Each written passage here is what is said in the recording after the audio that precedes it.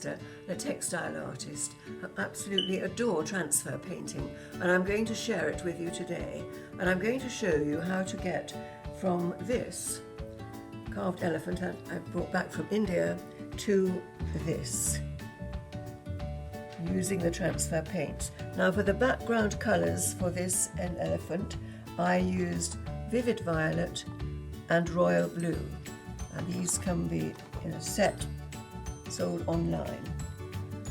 Now to show the technique, I started off with a template that I devised similar to this, trying to copy that, emulate that, and then I drew round it on paper, and then I cut it out, ready to use. So this is my stencil from this inspiration. And the next stage is to paint up paper with these two colours, just painting it on, letting them run into each other with no, just randomly, no design or anything to it. And then when it's dry, which can take 2 or 3 hours, depending how much it pools, how much you put on there, might need to be left overnight. But that's, once it's dry, it is ready to go. We're now ready for the transfer stage with your painted paper dry. And for this, you need to layer up on your ironing board baking parchment, then place your fabric on the baking parchment, place your stencil where you need it in the fabric, and then place your painted paper, paint side down over the top. Do not be tempted to iron it flat. It's not a good idea. Tried that, done that.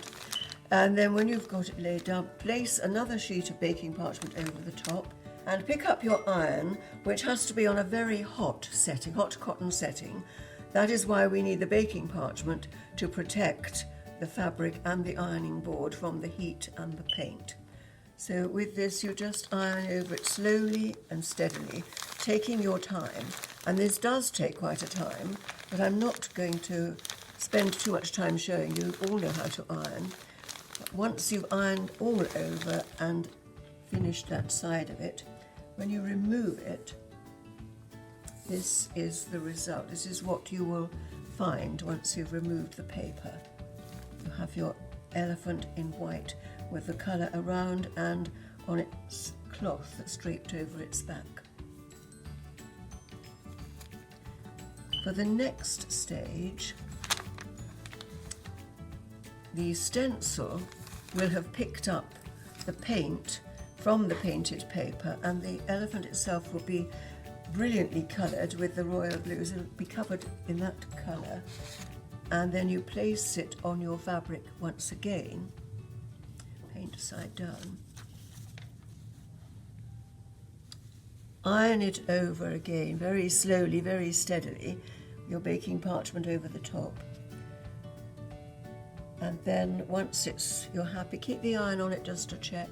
When you're happy with it, remove it, and there you have the positive and the negative elephants,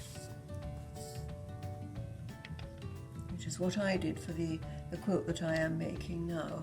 And it's ready to layer up, and with wadding and a backing fabric to stitch and embroider, add mirrors, whatever you wish for embellishment. From this, you will be able to create your own stencil and your own design on the fabric. And I'm going to show you now the wall hanging I am working on. And this is only a quarter of it.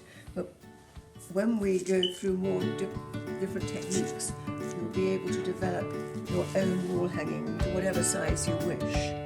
But this is a quarter of the one I'm working on.